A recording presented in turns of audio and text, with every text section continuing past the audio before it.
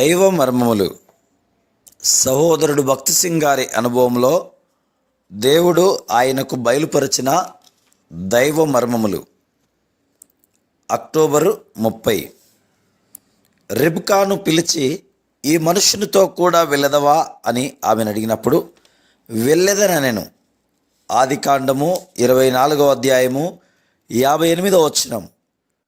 దేవుని చిత్తమును నిశ్చయము చేసుకున్నట్టు ఎట్లో ఎలియాజరు ఎరిగి ఉండెను.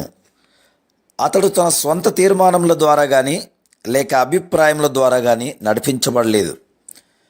తల్లిదండ్రులు అనేకులు భాగ్యవంతమైన సంబంధముల కొరకు పోయి పరిస్థితినంతటినీ తారుమారు చేదురు.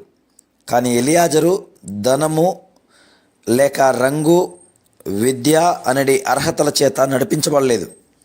ఒక సొగసైన కన్యకను చూసినప్పుడల్లా ఈమెయే ఆ కన్యక అని అతడు తనలో తాను అనుకొనక ప్రభువునకు చాలా పెద్ద పరీక్ష పెట్టెను.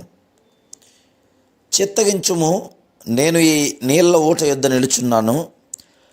ఈ ఊరి వారి పిల్లలు నీళ్లు చేదుకొంటకు వచ్చుచున్నారు.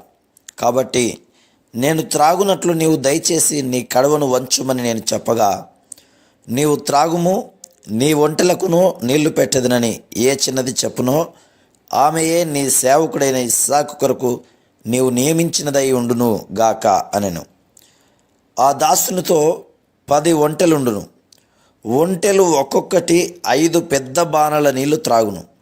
మరియు ఆ కన్యక 10 ఒంటెలకు నీరు చేదు బాధ్యత వహించెను. ఎంత పెద్ద పని!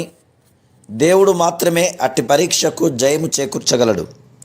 ఇచ్చట ఎలియాజరుకు ఇయ్యబడిన దైవ జ్ఞానమును చూడగలము.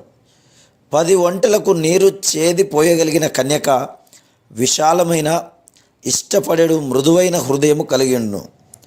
దీనురాలైన ఇష్టపడే కన్యకను ఎలియాజరు వెతుకుచుండెను.